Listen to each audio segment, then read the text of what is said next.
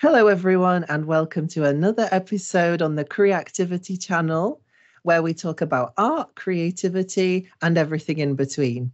So, today, one of my guests is the fantastic Katie Green, and she is the founder of Bonk, which is an alternative magazine and an online blog, as well as being an events producer and a non-profit exhibition organizer. And you're mostly Leeds based as well. And for now, you're the sole founder of Bonk, aren't you? And you've created that all yourself. And so we'll be talking a bit about that and sort of the motivations behind creating Bonk and what even Bonk is. So first of all, I wanted to ask you and welcome you to the channel. Thank you for coming on and for speaking about your own experiences as well. So could you introduce yourself in a few brief sentences to everybody listening?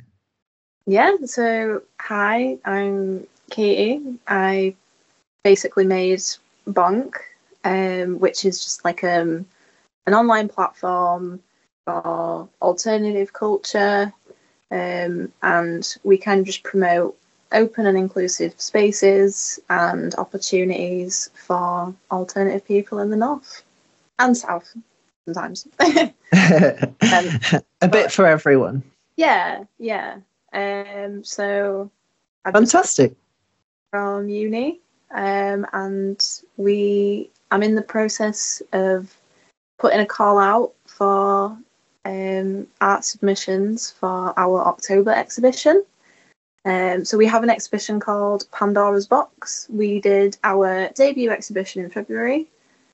And yeah, so hopefully the October one will go smoothly and it'll be all nice and Halloweeny and creative, and yeah, it'll be awesome. Yeah, it will be. I'm sure it will be. It sounds fantastic. Fantastic. So thank you for that. And I'll move on to my next question. So we'll jump into a bit about your background. So like you're saying, you graduated from uni this year. And I just wanted to ask you about your creativity in general. So did you always consider yourself a creative person, or how did you know that you wanted to go down the sort of creative path? I was always just given like pens and pencils as a kid and some paper, and I think that was just what kept me quiet as a kid, I think.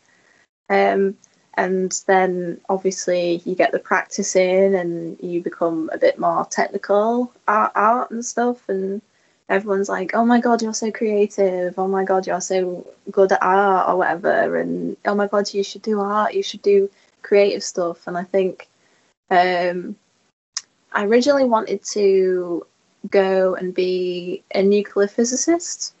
Oh. College. And so I started off doing like maths, chemistry, and physics. And then I got like 2 months in and I was like, this is horrible. So I changed to Spanish, maths, and art. And I was like, I'm going to go abroad and do languages, or I'm going to go abroad and study art in Spain. But I failed maths, and it was the start of COVID. And I was like, I'm just going to do the art foundation, and I'm just going to go to uni for the experience.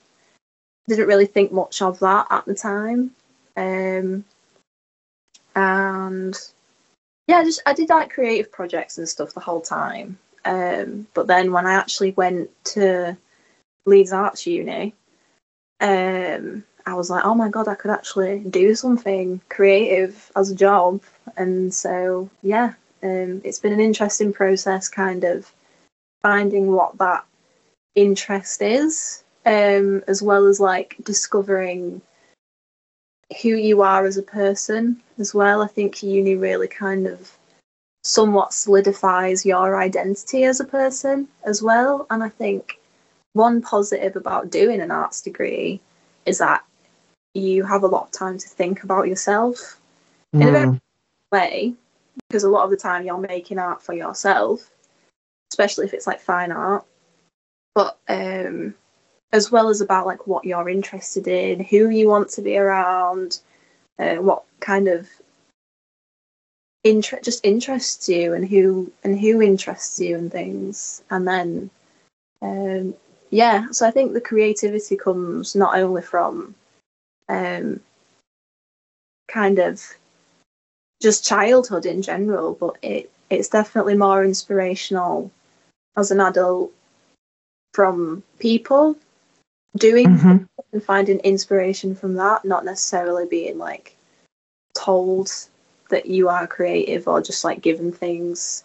I think you then have to like look for the opportunities a lot more now as well.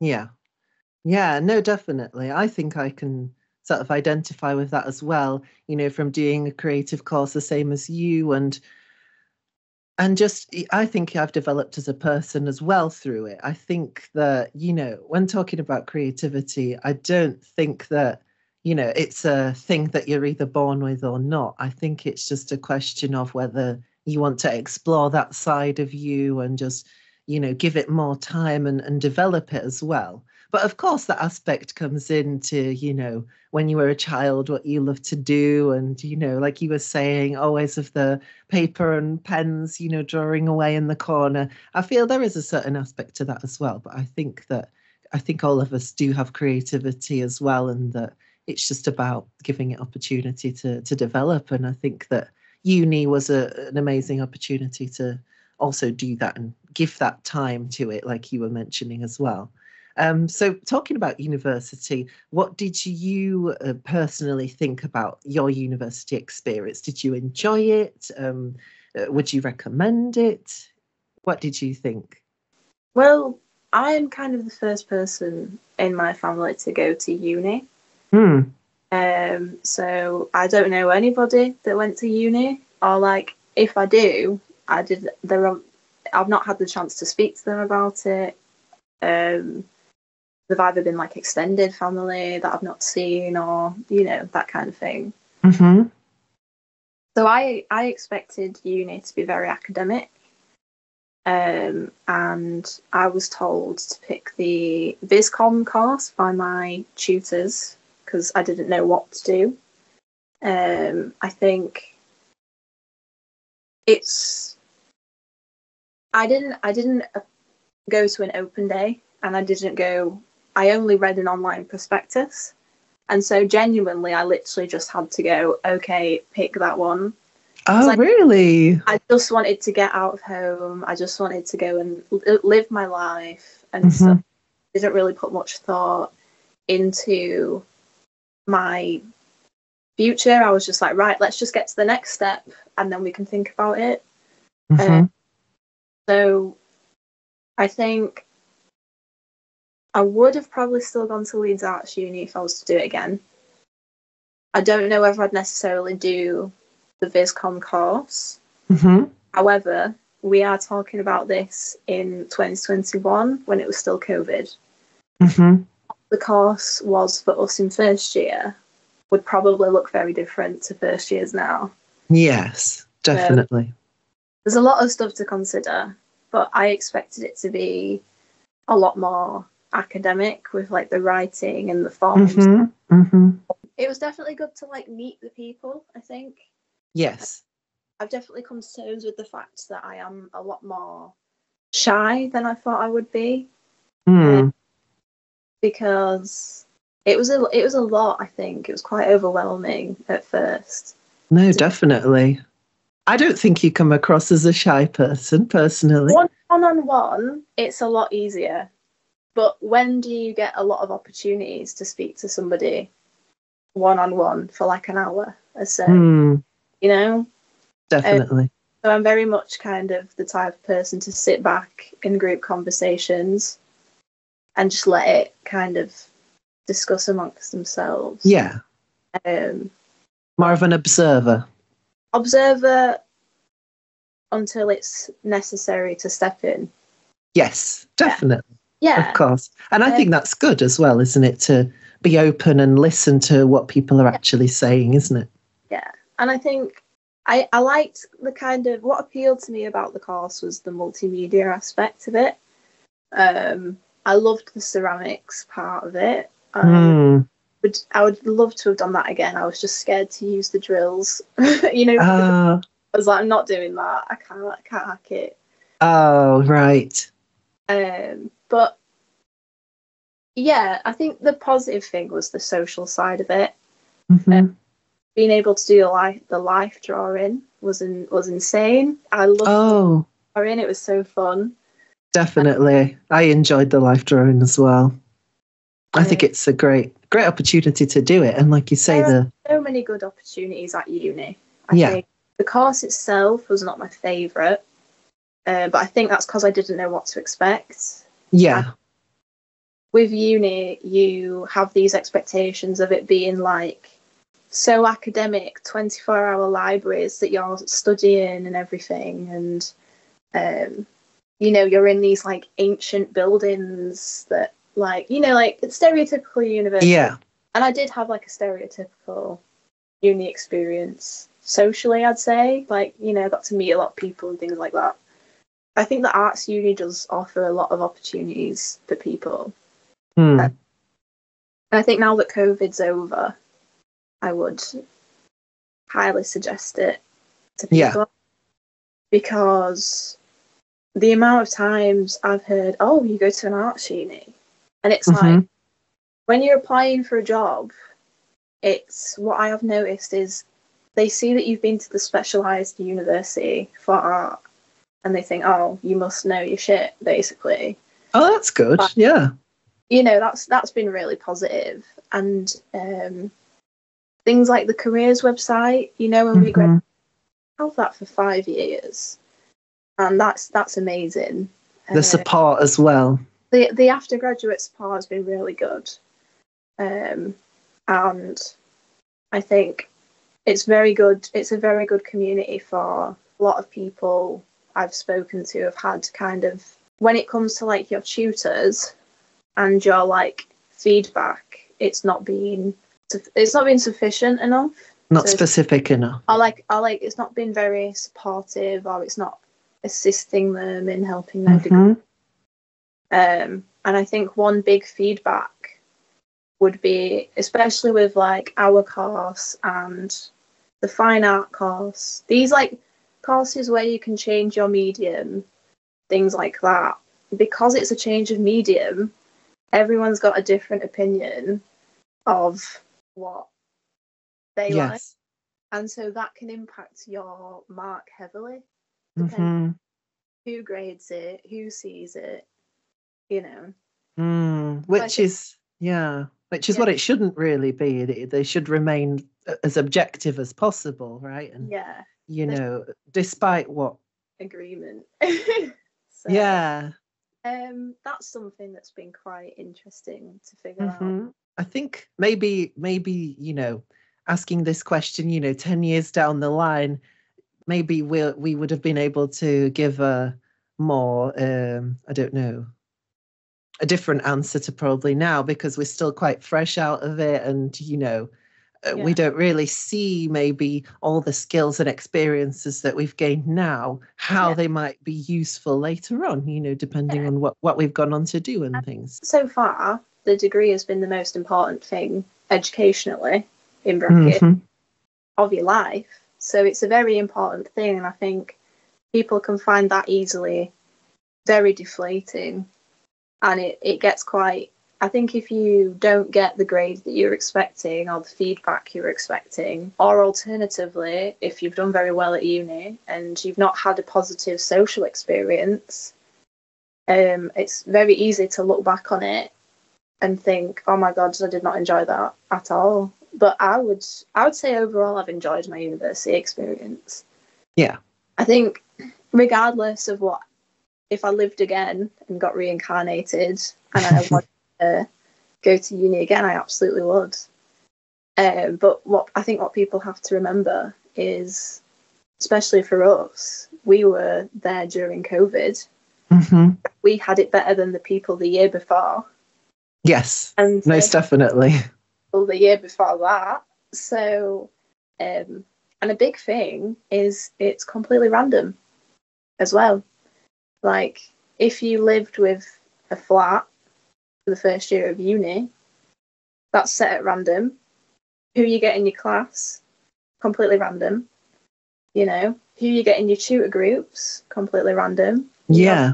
Who you're going to meet, how you're going to react.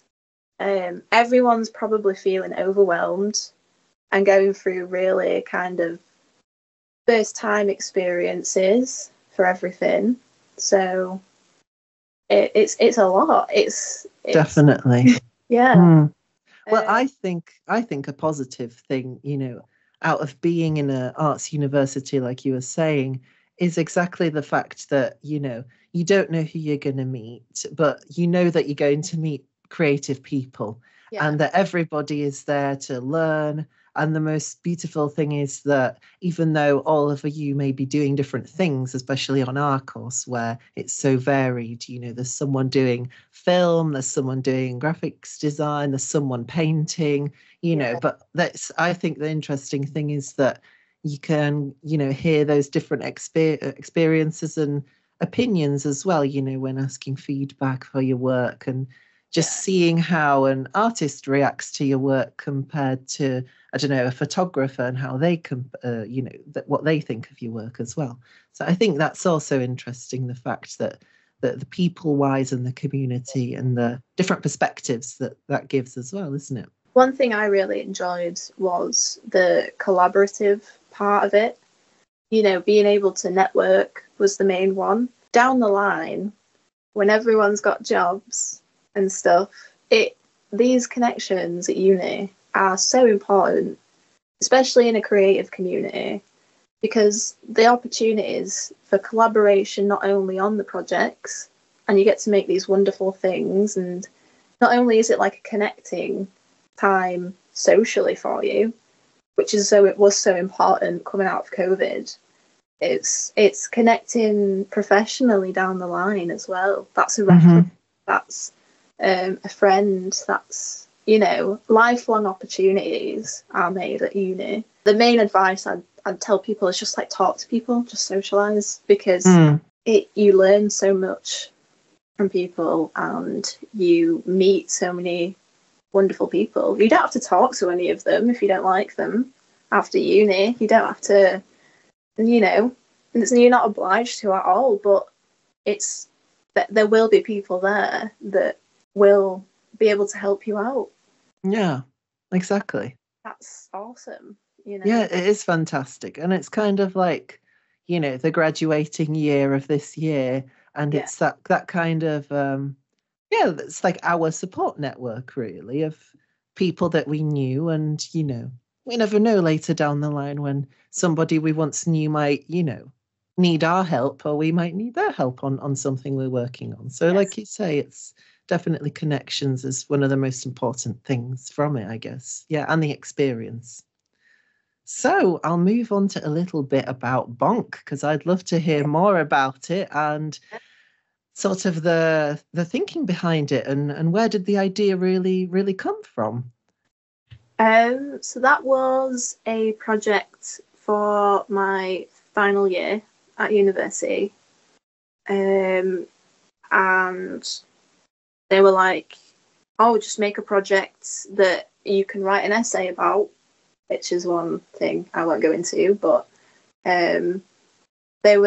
we were constantly told, weren't we, that final year you make projects you're passionate about, and because that's what you're going to put your soul into, work wise, and portfolio wise, needs to be an expression of yourself. I can't remember why I initially thought I was going to make something about like a platform, but I knew I wanted it to be something alternative, adjacent. And alternative's a very broad spectrum anyway, but I was really into getting into my metal throughout uni, metal music. I was like, so what am I lacking from my experience so far? And I was like, I've made friends, I've done work that I'm passionate about.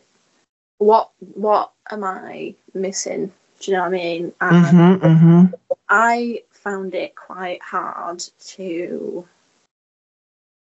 find people that was into the same music as me. Mm. I don't find hard now, but and I was thinking if you've just gone into uni and you're into something and you're struggling to find people that are into it, you know, because music's such a big thing. You could go to festivals, you could go to gigs, Yeah. play music with other people, talk, like conversation and stuff like that. It's such a bonding experience, isn't it? Mm. Not only that, but like there's a lot of other events that will go alongside it, and I'll get into that later. So I would like to create something that first year me would be able to use and immediately know what's going on in the area, what kind of opportunities there are, maybe meet some like-minded people and stuff like that. And so I created Bonk. Wow. Yeah, so I didn't really put much effort into the name because I just thought Bonk, short and sweet. All right. Let's go. And then I thought I'm not going to spell it the Polish way. I'm going to spell it like phonetically English. Yes. And the name comes from your family name, isn't it? Yeah, it's my granddad's name. I just thought it was nice and short, nice and Yeah. a little bit funny, a little play on heritage because it was about what I was into and stuff. And I was like, I'm just going to make a magazine as well to go alongside it. The Instagram, the initial kind of motive of the Instagram was to like promote the magazine. And then as I kind of developed into it, I wanted to put on an event because there was not really many opportunities for art exhibitions that are free. Mm. Definitely. A lot of time you have to pay a lot of money, or you have to travel quite far, or you have to be really, really good, or you just kind of have to hope for the best, you know? Yeah. No, There's definitely. Definitely. no thing apart from money to predict whether you can put work on or like exhibit where you can exhibit work and you know just get it out there unless you're paying for it yourself or you're paying for it to be part of a bigger thing. Especially in the northern cities, because every opportunity I feel like I see for art that is not paid is down in London, or it's on some like indie small scale. That was when Pandora's Box was made. So that was quite stressful because I'd never put on an event before. Sounds like a lot of work, doesn't it? Yeah, and I was like, I didn't realize how there's never a question that can't be asked. Yeah. To explain things to people and all the information you put out, someone will always be asking information that you've already put out. In my head, I agreed at the time to help out a lot of people with their art exhibitions and stuff when I probably should have just like let them get on with it, I think. Because even though it was the art that was coming to my event, I said like, oh, I'll print it for you. Oh, I'll do this for you. Right. Shouldn't have done. I probably should have just been like, no, too much of the work. I'll leave that. Definitely. I mean, you're the organizer of the event, which is enough in itself, you know, to organize that, find a venue, to be able to show the work and do all the logistics behind it as well. So I think that's, you know, quite enough from your end that you're doing, and it's super important as well what you're doing. And I think it's fantastic that you're creating these opportunities, like you say, because it can be quite hard to find places where you can show your work or find opportunities, like you say, for open call art events or things like that. And it's important to even have the opportunity to show work that's being made to the general public and to other people that are then able to appreciate that work that otherwise probably wouldn't have had a chance to get seen, or maybe it would have been seen, on Instagram somewhere, but then it might get lost in the abyss of the internet. So I think it's still really important to put on, real life art exhibitions that create that sense of community. And I think it's wonderful what you're trying to do. And I've actually got a wonderful quote from your website as well that really sums it up, really, what you've just been saying to me, and what I think that Bonk's mission is. And it says that the Bonk's primary objective is to give a voice to the communities and people that choose to take alternative pathways that exist beneath the mainstream and bring their stories to the forefront. It's a platform for documenting stories, events, and history of those that are part of alternative spiritualities, horror, dark aesthetics, and counterculture movement, which I think is fantastic, because that's exactly what Bonk is doing. And through these exhibitions, we're able to hear all these different stories of people and all these different experiences, which is really enriching. And I think it's great. And personally, I'm hoping to take part in the Pandora's Box exhibition in October, which I'm excited about. And even for me, I think it's positively impacting me, because it builds that confidence to to show your work, and to be able to have that opportunity to be able to say on your CV or your portfolio that you've taken part in an art exhibition. And that automatically adds more experience to your repertoire, I guess, isn't it? And so it's really wonderful that you offer that opportunity. And something that you thought in your mind that was going to be part of a second year project has started to grow into something even bigger, which has been great. The community aspect has definitely grown. I didn't get the best grade for it overall, but there were a lot of people who were a part of it that benefited more from it than I did, which is what I want, really. I want it to be like a community thing where everyone can get involved. So, for example, one of my friends, Tommy, she did the font that you'll find on. I don't think it's on the website anymore, because we're in the process of redeveloping the font at the minute.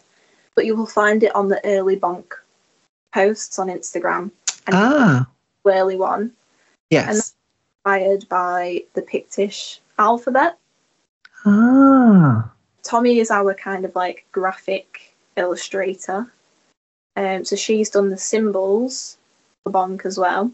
Which you will find as like the background wallpaper. We have Caitlin, who will be joining the team, and Caitlin is our like textiles / events hand. Caitlin and I have discussed some plans to make like patches and potentially some merchandise as well. And I just need another person to kind of help me out with like the exhibitions and stuff. So back in February, my partner helped me out, and he was awesome. He ran the table because I was busy kind of mapping out the artists and talking to people, and because what I wasn't expecting was how quickly I would just be immersed into like the alternative scene in Leeds. And so what I've found is that they are very committed to their events, very committed to like just showing support for everybody. If you are like a self-starter, if you are a queer business owner, if you are an alternative person who's just interested in anything, getting into that kind of community is very inspiring, because there's a lot of powerful, inspirational people that are making art for themselves, making events for themselves, and support from other event makers has been really good as well. And everyone just kind of wants to be a big part of it, really nice. And to have Caitlin as an extra on the team is great, because I have someone to like photograph, someone to run the stall, someone to kind of support in the background. Great. And Jamie, my partner, has been really great at kind of running me around to all these other events and stuff, and just kind of being like the supportive person that I need for it all.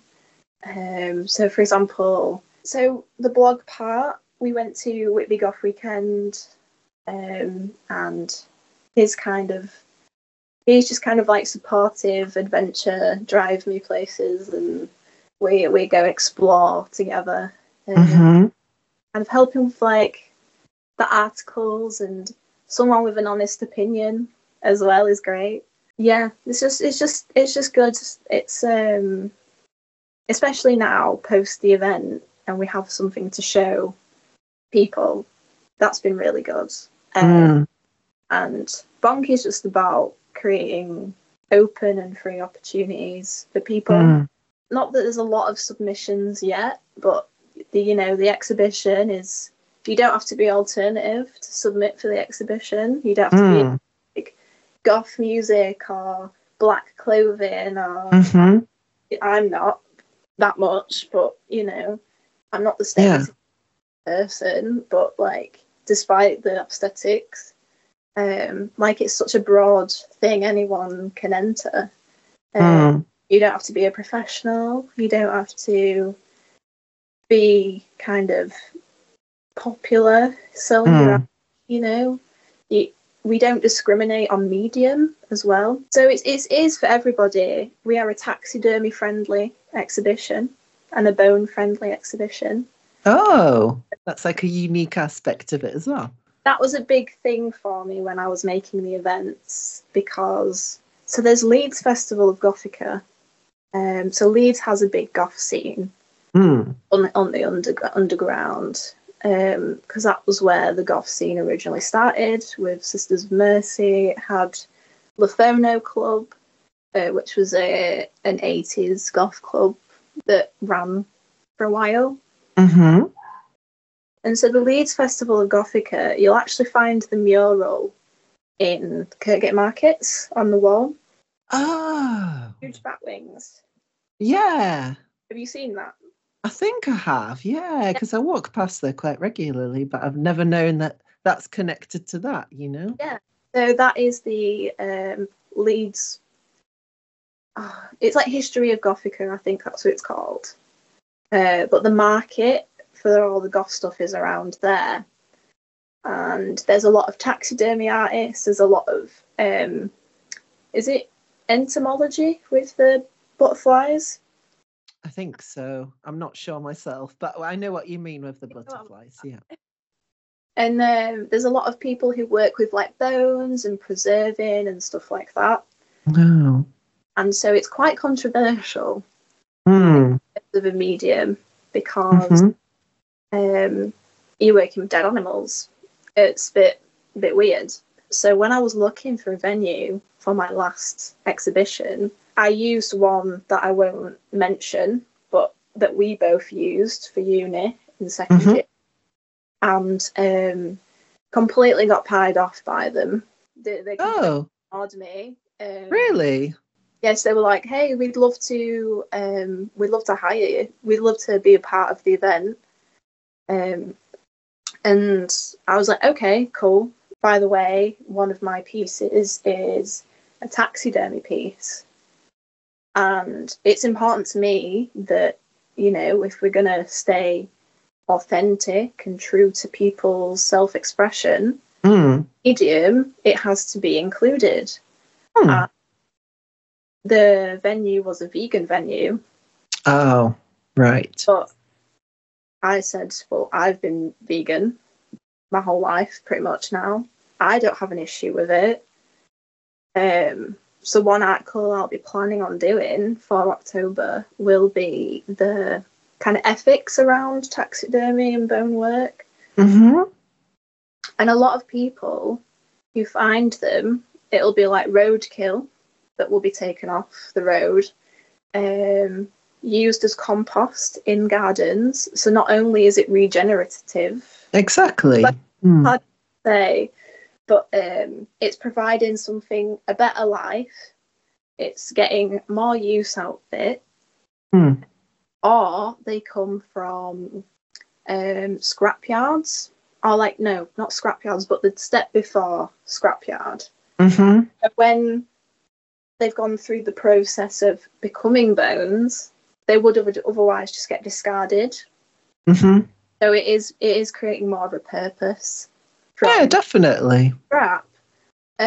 However, it is a touchy taboo medium, and so that is something we're all passionate about, me and the kind of team that I have, and just kind of making sure that people are allowed to create what they want to create, really, as well. And a lot of the people I've spoken to who do this type of art, it's very difficult to exhibit. It's very difficult. Exactly. They've been denied markets before, denied opportunities to sell, even though they have a business and it fits exactly what they want. They just don't want them to sell it because of the medium that they do. And which is a shame, isn't it? Yeah. Because they're faced with so many obstacles, and there you go. So you see even in yourself that by creating Bonk, you're helping so many people, and you can see how needed Bonk is really to give those people those opportunities they need. And like another big thing is content as well. So not that everyone has to create the most kind of 18 plus art or whatever, but another thing is allowing people to express what they want to express. So, for example, we had someone in the last exhibition. So just to clarify, our last exhibition, there was not a theme. And so someone in our last exhibition created some horror, gore-inspired work based on their perception with body dysmorphia. And so obviously we had to kind of put the forewarning online that these are the contents that you will see. But they also had trouble. And we also had trouble because we needed to find the venue. But they didn't want that to be associated with them. The venue didn't want that kind of work there. Okay, right. Fine. I was very adamant. I was like, no, this is the art that they want to submit. Eventually, we're going to get to a point where someone might submit something and we have to draw a line. But, like, so we won't accept anything that is misogynistic, racist, anything like that. But, you know, in terms of, like, horror or, like, nudity, we don't really have a policy for a limit, really. Which is kind of what I want, because, like, I made a project in university first year, which was about tocophobia, and it was the fear of pregnancy. And so I created these kind of, like, horrifying manifestation dreams of, like, a fear, like, but a visual fear of it losing a baby, or, you know, like, your body changing, or, you know, things like that. Yes. And it's very well received. It wasn't. No. Oh, and right. So, like, well, this is a passion project and something that I feel very strongly about. And it's about kind of making these opportunities for people to, you know, express a story that they might want to express. And, like, say somebody has experienced some troubling, like, sexual experiences, taboo subjects like the right to protest at the minute is a big one. So it's about giving people a platform to talk about things like that as well. And I think with a lot of the conflict going on globally at the minute, it's about giving people a place to express their feelings for that as well. the thing is with the art world is it is very open, but there are corners where you aren't allowed to talk about things, or it might not be that well received. So that's such a shame, isn't it? Yeah. I think it's a real shame because, yeah, like you say, when you think of art, it's supposed to be this thing that allows you to express who you really are, your own views, your own view on the world. And then you have, venues saying that, yes, we'll put on an art exhibition. And then they see what you're putting into the exhibition and suddenly they don't want an art exhibition. Yeah. It's like, there is freedom of speech, isn't there, and freedom of expression. So why aren't we allowed to talk about these things? And I think it's important to talk about them because how else are we going to have an opportunity to do that, isn't it? Exactly. And we're not going to support anything that will we want an open and inclusive space. We don't want that. We're not supporting anything that can harm anybody, is attacking anybody. Solely about people expressing themselves and stories that they've been through, and that's not to say that everything in our exhibition is like that, but it's about making the space an opportunity for somebody to heal, maybe through art. And we had one that was about their experiences with the church. Very kind of taboo subject. Exactly, yeah. And it's about allowing people to express that however they see fit. And exactly. So it was quite well received. A lot of people enjoyed the art. So we had a mixture of, so we had the taxidermy, we had a lot of prints, we had a lot of digital art. There was a lot of writing as well. And there was like one doll, I think. Lots of photography. We had like gig photography, we had like fashion photography. A big one was like an androgyny project as well. It's about bonk, the space for bonk, and I think what's great about the alternative community is that it's for everybody. Regardless of what your gender is, regardless of what your sexuality is, or your ethnicity, or how able you are to like move and get about and things like that, you will be accepted. There's always a place for you to be yourself, really. Yeah, exactly. About it is because a lot of these alternative event spaces, so there's a lovely lady who runs Dark House Burlesque, which is an alternative plus size friendly, queer friendly not exhibition, burlesque. There's the Leeds Festival of Gothica, which happens, I think, once every 3 months, like I said. There's club nights, the occasional club night. There's Boom, which is the hardcore venue, which is a hardcore metal venue. And the majority of these places aim to be accessibility friendly as well. So not only is it anyone can go, it's just so inclusive. I don't think I've really met another type of community that values being like inclusive, to be honest. So yeah, it's been really really interesting to get like the community support as well.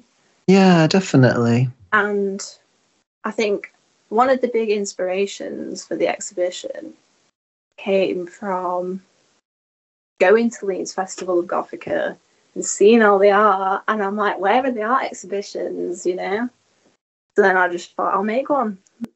Yeah. So at the Gothica Festival, there wasn't actually any art in there, or that you didn't see any? Oh no, there was loads of art and loads of Mm-hmm. art, like selling art, but there wasn't really just any space for just exhibiting. Ah, Yeah. yes. So it's like a trader kind of thing. Okay, like more of a market Yeah. instead of like an art exhibition, just to be able Yeah. to go and see it. Yeah. It's Mhm, like mhm. prints, stickers, notebooks, 3D pieces, all Yeah, that. yeah, Yeah. yeah. Which is really, it was really interesting. Definitely. Even for me, I'm quite surprised that you were faced with a little bit of those difficulties in terms of venues and what they, deem acceptable to show and what's not acceptable. But like Yeah. you say, the whole idea of Bonk is still centered around, moralistic values that, we're going to respect everybody. It's in an inclusive space, as long as nothing's harming anyone, then, whatever's on show, someone doesn't have to look at it if they don't want to, or, Yeah. so And you make that clear before the event. I don't imagine anything will need kind of content warnings this time round because it is fantasy and dystopia. Mhm. But in the future, I would love to do like a body positivity erotica themed exhibition just because I think it would be so fun and Yeah. creative. I'd love to be able to tie that in with Valentine's Day as well, just to make it like super on brand, I think. Mhm. However, I know there's a lot of interest on the Bonk account that is from like fetish artists and body positivity artists as well. So, Mm. and a big thing about that actually is it gets censored online quite a lot depending on what art you make. Wow. Yeah, so the You AI, mean on Instagram and on other yeah, platforms? yeah. So that's another reason why Bonk is important because Mm. I think it's such a big following, that style of art that alludes to that kind of thing, that the censorship issue is a big thing for a lot of artists who Mhm. Mhm. aren't able to reach the people that they need to reach as well. Yeah. So And like you're saying, especially with art, and looking at it as being a healing, craft or a healing act, making something that, is most of the time very personal and linked with the artists themselves, expressing their own experiences that they're going through. Like you say, by them creating a piece of art like that, like you say, if it's going to be seen by someone else, then you never know whose life it could touch, and that's maybe that is a healing thing in itself, isn't it? yeah. And For I think if you have so much um, trauma that and then you heal through expressing it in a visual form, um, which people can do through any medium. A lot of people turn to dance to um, heal their body. A lot of people Mhm. like music to heal. Exactly. And why can art not be the same thing? You can listen to music that talks about all these different things. Mhm. Platform, you know, you can watch people dance together very erotically. People can turn around and shake their bum in a thong on stage. Mhm. Mhm. Children on the internet. But if somebody makes art that talks about you know their body, and just because they have had a top surgery, or maybe because they've had an awful sexual experience, that's suddenly not allowed to be projected to a private audience because of Mm. that one venue. It's Mhm. doesn't make sense. It's It like, doesn't. It doesn't. Especially since, you're the organizer, and like you say, it is its own thing, Bonk. If we would, for example, see it in a council a gallery suddenly, then maybe that would be a different thing. But like you say, you make people aware, what is in the exhibition and what's going to be going in there. So it shouldn't really, come as a shock to people. Um, but I think it is, I guess, being as clear and as open as you can possibly be with what's there. But like you say, I think it is important to just give people that chance to voice who they are. This is who I am. This is what I've created. and if you feel like, if you feel confident enough to have the opportunity to exhibit that, that's probably such an empowering feeling. Mm. To be able to put it out there, and Mm-hmm. it's the same way as people talking about it and coming to terms with something, and so many people have come to the exhibition in February and been like, I love that, that's so relatable. Yeah.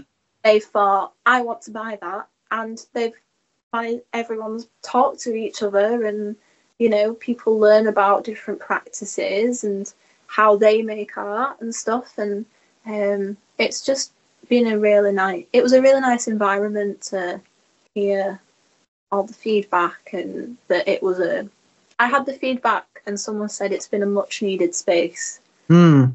And that was really nice to hear. So. Most definitely. Yeah. And, even as I was researching for this interview, I checked the definition using the Cambridge Dictionary of what alternative means. And it says here, alternative things are considered to be unusual and often have a small but enthusiastic group of people who support them. And I think that's exactly what Bonk is. It is an enthusiastic group of people with this common goal of creating an inclusive space to show art and to be able to promote self-expression. And like you say, it's a really big and needed space in today's day that we're living in, and for artists to be able to have that opportunity as well. And that's not to say, I think it's very easy from our design to say that we are only a goth kind of branding, but alternative does also mean, music, which can be anything on like the metal, goth, indie, that's, it also encompasses, gender. So we want people to be able to freely come and be able to express who they are and dress how they want. Mm-hmm. Within reason, obviously, not nudity. Yeah, of course, yeah. And spirituality is a big one as well. Mm-hmm. So I think if you are into the pagan religions, there isn't enough of a drive to shine light on those without it being solely for pagan forms. So there's lots of wonderful things like Weird Walk, which is a platform about pagan sites and pagan things. And I have a friend, Liam, who runs the Seasons Round, and he covers everything about like pagan festivals. So he went down to Cornwall, did all that kind of stuff, all of the festivities there and folk culture and things like that. But I think, especially with a lot of the alternative goths and stuff, you get the kind of witches and Wicca associated with that. And you'll find that a lot of it intersects quite well. And because a lot of the imagery gets used one way when it gets oversaturated and loses its meaning a bit. Another thing is about encouraging people with alternative or like lesser known spiritualities to kind of come forth and share information about their beliefs and, you know, make art about that as well. Yeah. And like you say, it's, especially the pagan side, it's very much part of the history of humanity and things that have been around for ages and thousands of years. And religions that have lost their history and are in the process of being rewilded, yeah, encouraged and reformed and have their own traditions made. And exactly. I think again, it's that alternative pathway that doesn't have to be aesthetically or musically. That can be in any regard, really. Yeah. You know, body modding is a big one. So I'm a tight lacer, so I've written an article about corsetry and stuff. But that could apply to anyone. You know, maybe you're into like piercings, a lot of piercings, or maybe you're into like, I don't know, I'm trying to think of like other forms of body modding. Like, you know what I mean? They're like yes, styles that don't adhere to norms. Yes, definitely. Definitely. It'd be so fun to get more people involved. Yeah. Articles. We always have a fully open call out for articles, and I'd love for them to be posted online, and I'd love for them to be posted on Instagram, and I'd love to include them in the magazine as well. That would be a big, because I don't want to write all of them. Yeah, no. But not everything. No, definitely. And it's a lot of work. So are you currently looking for sort of journalists, writers to take part in putting together an article, for example? That could be documentary, photographs. So, for example, we do Whitby Goth weekend, and we just take photos of people, and you know, have a bit of a chat, interview people. So it could be anything like that. It could be your opinions, your experiences. So, for example, they're all available on the Bonk website. But we had interviews with people. We've had love letters about music and stuff. Critiques as well. Mm-hmm. I generally prefer to keep the articles concentrated on the north of England and Scotland, because I know that there is another magazine that documents alternative subcultures and stuff. Okay. Of England, so I don't want to step on toes that I'm not sure that I want to have my own thing. Mm-hmm. I don't want to intrude on someone else's vibe. Mm-hmm. Yeah, but definitely it's also important to focus locally around, the north where we live and the things that are going on here. Yeah. So like making sure people know what's going on, where to look if they need to, things like that. And the events thing will just run alongside it, I guess. Yeah. Yeah, most definitely. Sorry. No, of course. Put on some like gigs in the future or work with some other event organisers. We've had talks of maybe doing a pub quiz as well, like a big alternative pub quiz somewhere. Probably will be Fenton, I reckon. But yeah, so that will be in the works. Probably after, I think. But right now, the big focus is getting people to submit work, because the deadline is the 18th, and I haven't had sufficient people yet. 18th of August. Yeah, but I think I'm probably going to have to extend the deadline. Mm-hmm. The numbers aren't that high. Okay. So guys, everyone listening, if you're a artist, creative person, anyone who's made anything who would like to have the opportunity to exhibit in a wonderfully inclusive space, then do get in touch with Katie. I will link everything down in the description as well. So for anyone listening, if wants to take part in that exhibition, and you say it's in October, but the deadline is this month, isn't it? So I will leave a link, and if you're interested, send Katie a message and help everybody out so we can put on this amazing exhibition of work, definitely. And if there are any writers, the same. Any writers, anybody interested in writing an article for Bonk, then the same way they can get in touch with you, can't they? Yeah. So via the Instagram, we have a Facebook, a TikTok, and the website as well. You can send us a message on the website. The theme for October is fantasy and dystopia. However, you want that link to be, that is fine. Any medium, all mediums welcome. Even film and moving image. And the submissions for articles is always open. There is never a deadline for articles. Fantastic. So hopefully by doing this interview, by people listening in and have found out more about Bonk, they might now want to, take part and be able to get in touch. So definitely, hopefully. Eloquently, but I have more time to think about writing it online. So it's probably better to find all the information online, I think. Definitely. Direct on the answers as today. Yes, definitely. We'll link everything up so people can find it.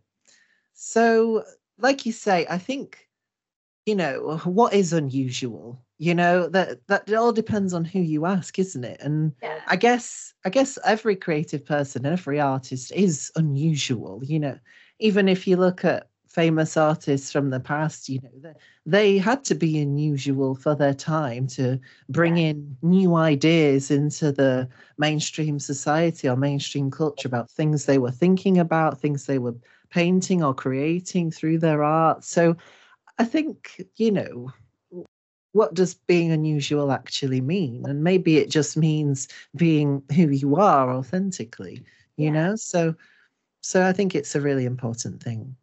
And I think another question I'd like to ask you is, because that sounds like a lot of work and a lot of things that you're always being involved with, and hopefully it will keep on growing that way. But do you sort of have your own practice that you do just for yourself, to keep your sort of creativity alive away from the bonk and everything you do with it? Or and how do you sort of keep a balance between working on bonk and also working on your own thing?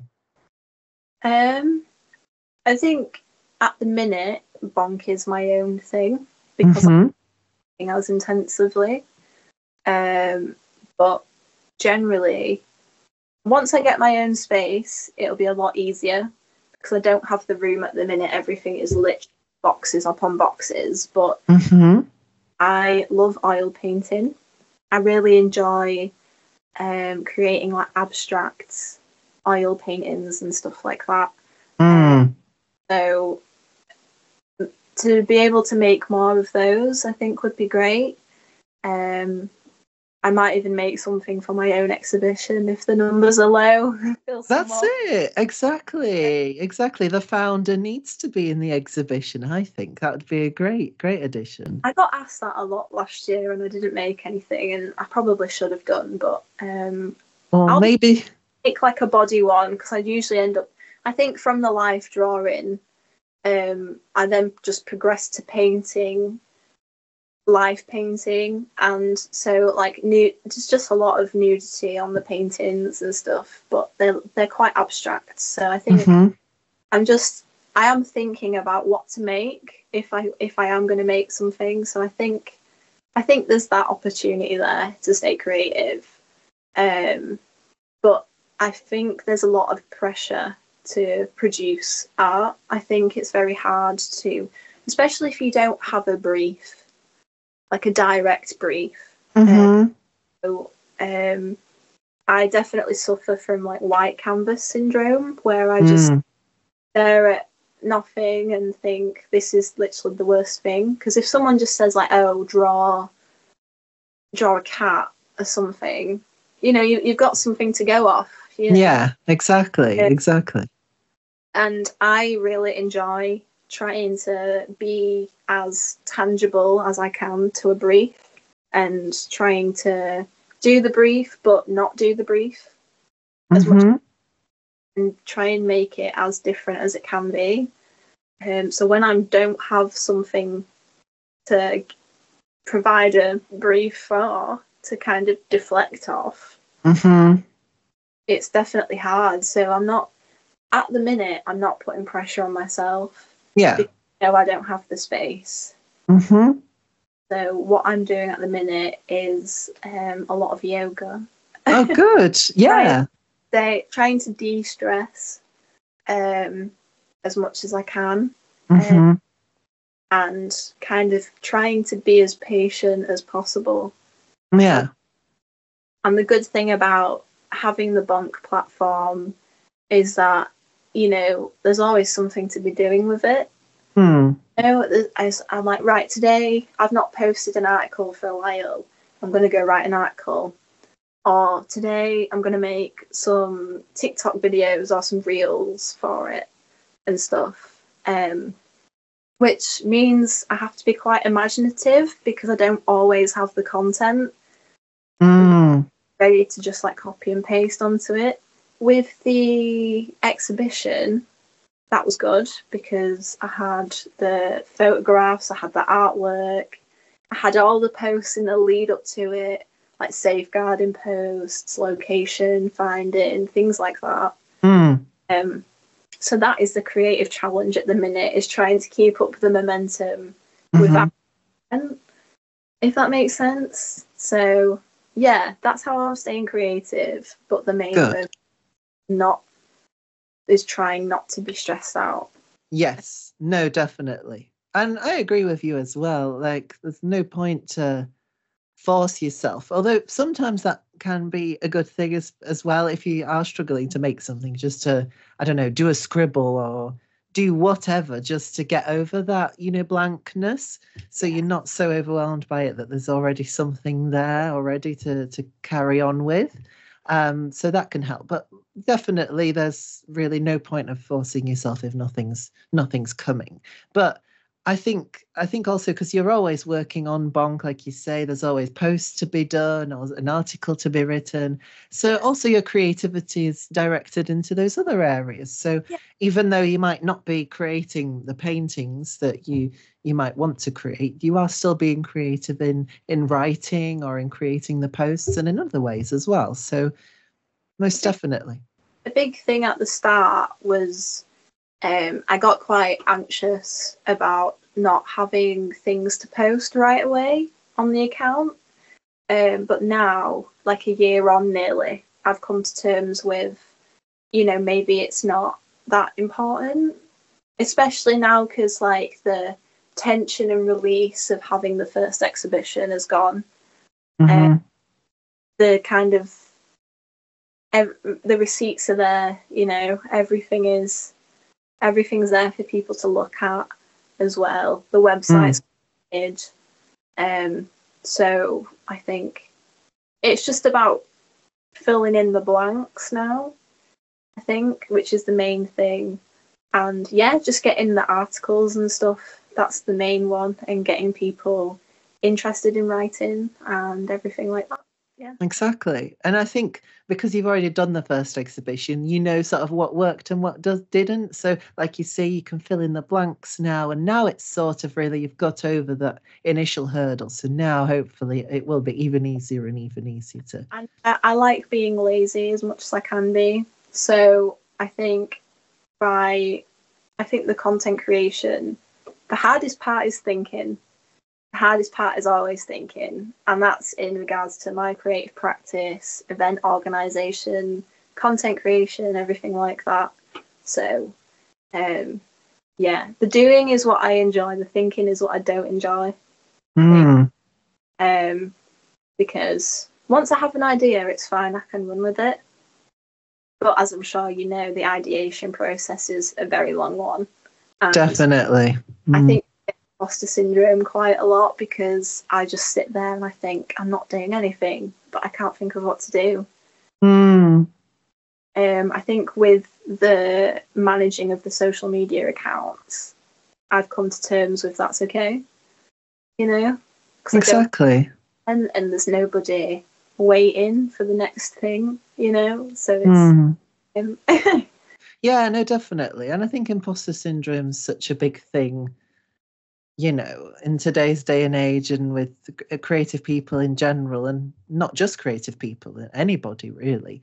I think it's just, I guess, in the society that we live in now, everything's always go, go, go, and always now, now, now. That, you know, we think that, oh, we always have to be doing something, but you know, it's also really important to not do anything and just to rest, because even you might think you're not doing anything, but actually there's still, you know, processes going on inside your head and in your imagination. And sometimes you might just have to sit down and read a book, or go visit that place, or go for a walk in the park. And then after that, you might have, I don't know, seen something on that walk that then sparks something in your mind. And then that starts something going. So, you know, even when you think you're not doing anything, there's always something going on behind the scenes that we might not always see. And it's important to make that time for that, for rest and for just general being, instead of just doing all the time.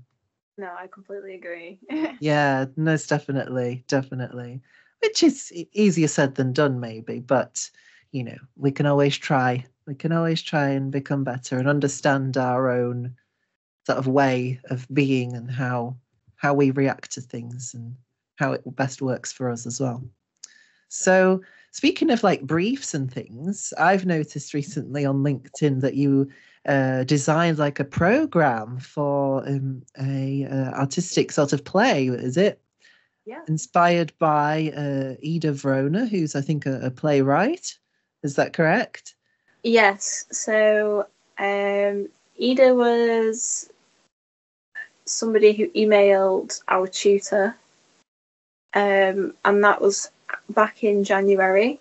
And Ah, she's from Warsaw, and mm, she is in the process. She just completed her masters this year, so this was the masters project of completing her play, Basilatrix, and translating it from Polish into English. mm-hmm, And I had the lovely job of creating the graphics and stuff. I'd never drawn a basilisk before, mm-hmm. never a mouse before, so that was an interesting experience. Yeah, challenge. But I've had the like wonderful process of watching that come all the way from, you know, initial ideas to then reading the scripts to then figuring out how do I even draw a basilisk. Mm-hmm. Typesetting the program, and Ian's been absolutely wonderful to work with.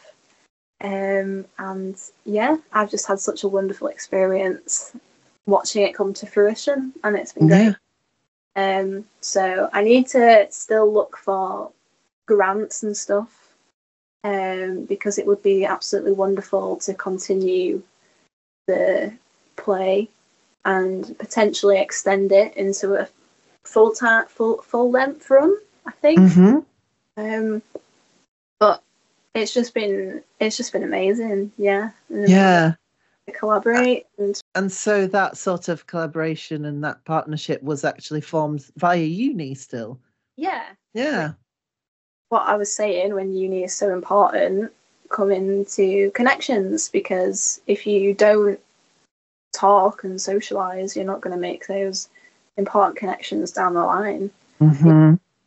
And yeah, it's just been such a valuable experience, and you know, it's been something I've enjoyed as well. So, you know, It's a win-win, isn't it? yeah. So it's been a voluntary experience, but it's been an enjoyable and experience, which is what I value personally. Mm-hmm. And I think everything creative that I do, I have to enjoy it. I like the concept of it. I don't always find the creative process enjoyable, because you know, when you draw in and it doesn't go well and you just think, oh god, I don't want to do this today. Mm-hmm. You know, it's hard, but I think if you enjoy the themes and ideas of what you're making, it's worthwhile. Yeah, a love-hate relationship, exactly. Yeah. Yeah. If it goes well, then it's well, but there is struggle still in there involved at some points that you have to work through. And lots of late nights staring at a computer screen and thinking, why is this not going well? So yeah, that's been great, and I'm excited to see what the future of that is. Yeah. Yeah. It feels very prosperous. It feels like there's going to be something bigger coming from that. So is it sort of like a smaller scale thing first, and then they're hoping to make it, you know, into a sort of a bigger play it in bigger venues, or? Yeah, definitely. I think that's long term. But so far it's just been a master's project. But one of the big steps has been putting it into English. So it can reach a bigger audience, because once it's in English, it can go to America, it can go to Australia, you know. It sounds exciting as well for you to be in the intersection of that, and also for you to make your own imprint on it through, you know, designing the whole program for it. And, which you know, I'm so grateful I've had that opportunity. So it is still in the baby steps, but that doesn't mean that you shouldn't dream big. Yeah, exactly. I agree. And you never know. Right. So I think we're coming to the end of our little interview here. So my final question that I wanted to ask you is, what are sort of 3 tips that you would give maybe to other people who want to develop their creativity but don't know where to start, maybe, or maybe 3 things you wish you would have heard, you know, a bit earlier down the line that you now know, you know, with the experience that you've gained? Any sort of 3 tips generally on creativity, on being a creative person, going through uni, anything you like, really. 3 tips to leave our listeners with. I would definitely say the experiences. Get experiences early on, and I don't mean that by like you know, pay and go and live on the other side of the country or something. Like, find something, like volunteer at a festival, you know. Like, I did the Oxfam volunteering in Batley from Leeds. So I did that for a bit, and they have a festivals team. So that's where I learned content creation, had my first experiences with Canva, learned about e-commerce and organizational logistics and things. Volunteering at like festivals or events is really good, because you get to speak to people and hear about their experiences. And those are some of the industry connections that you can make. So, for example, I did the Dead Northern Horror Film Festival back in October, and I asked if I could take the photographs for the event, and they were like, well, we've got a professional photographer, but we'd love for you to do that. And I was like, that's sick. Yeah. And you know, I got to speak to people in film, I got to speak to people in who did graphics, event organisation, things like that. So I think my top tip would be, you need to put yourself in situations.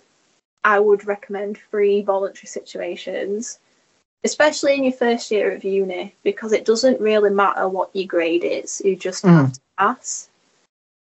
You know, so you can afford to lose out on that time via getting experiences. My second tip would be, don't ask, you don't get. So it's about having the bravery to ask people. So inquire, send those emails, and be resilient about it, because you are going to get ignored a lot of the time. And, you know, think of it as a practice run. Even though you've sent a real email, it's only a practice. Mm. Move on to the next one. Yeah. And yeah, I think especially with these events and stuff, if you're not asking people like, oh, do you think I'd get a job there? Like, oh, would you recommend it? Sometimes it's just about having the balls to ask direct questions. And I think if you've got the confidence to ask those questions, it's a good experience and image to leave off.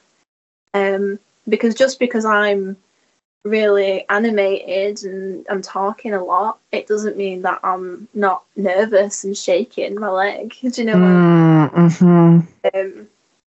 So, sit up tall, speak very directly, and ask.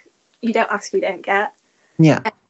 Third tip would be, from what I was told by all these other industry people when I asked questions and stuff, they said, it's if you don't know people, it's hard. And so network, socialize, put yourself in those opportunities to meet people. Because like you said, like we're saying, it's about experience. And if you haven't got the experience, it's about perception. And you can be bad at something, but if you know people, you can learn it because you can get taught it. You can't not learn anything. You know what I mean? Yeah. And be learned. And so I think, you just need to talk to people and network and, put yourself out there as well. Yeah. And things like LinkedIn are okay, but I think social medias like Instagram is at the forefront at the minute for me with connections and things. Oh, that's good to know. Yeah. And then what was the other one? The tips for university? I think we've done it all. Yeah, you gave us 3 wonderful tips. There you go. Yeah, I hope that helps somebody. But yeah, I'm sure it will. Yeah, I think if you are struggling to socialize, I think definitely put yourself in opportunities where you can be doing something all the time.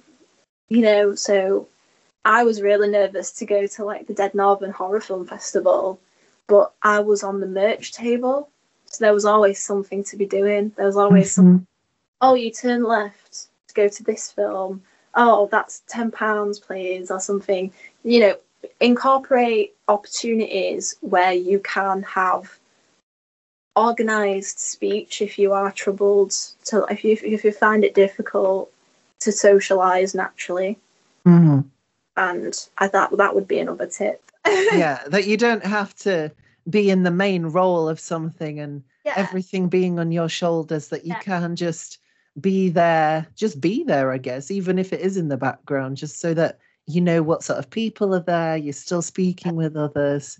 And someone's always going to speak to you, whether you want them to or not. So, just kind of accept that, you need to socialize and network and things like that, because at the end of the day, you're going to learn something, or you're going to make a new friend, or you're going to meet them 10 years down the line, and that's it. Yeah, you never know what's going to come of it. So exactly, never know what's going to come. It's better to just ask and say hello, isn't it? And I think I personally vouch for like just positive connection anyway, because I think after COVID, I know I'm saying it nearly 5 years later, but it's so important. It is so important to talk to people and get out more and be in the sun and, what little there is of it sometimes. And just, make the most of your life. And, I think regardless of what opportunities come from that, just enjoy being alive. Definitely.